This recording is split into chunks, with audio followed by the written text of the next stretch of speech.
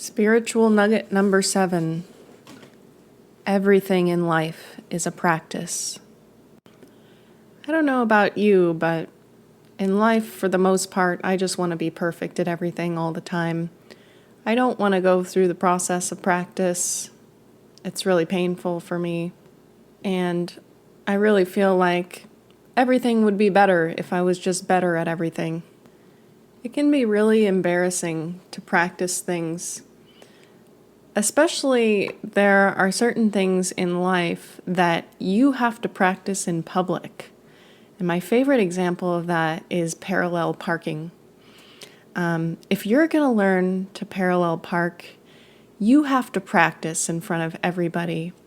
And you're going to look really silly for a while.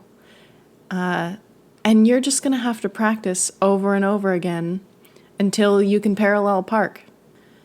I work in a field where I end up having to learn new things constantly.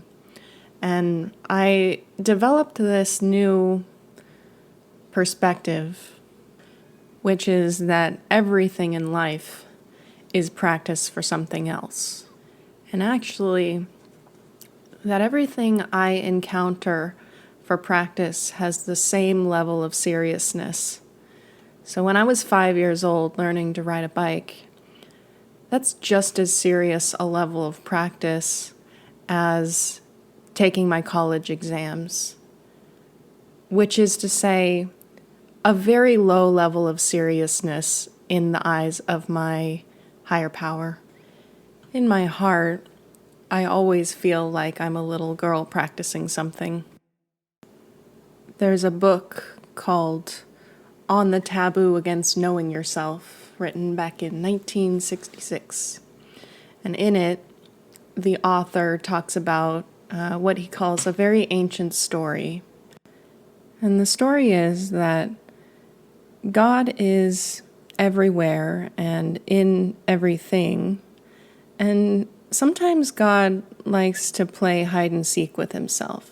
And God will disguise himself as me or you. And he does it so well that it takes him a long time to remember where he hid himself.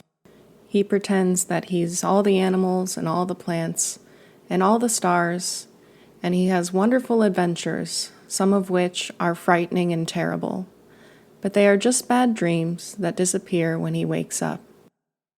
In my personal spirituality, I don't tend to think of God as a man, but the story helps me remember that I've forgotten that this is a game.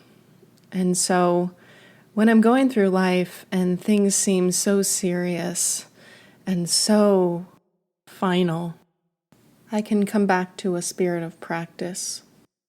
And when I screw something up, which is pretty often, I go, man, I'm really glad that was practice, because if that was the real thing, that would be really embarrassing.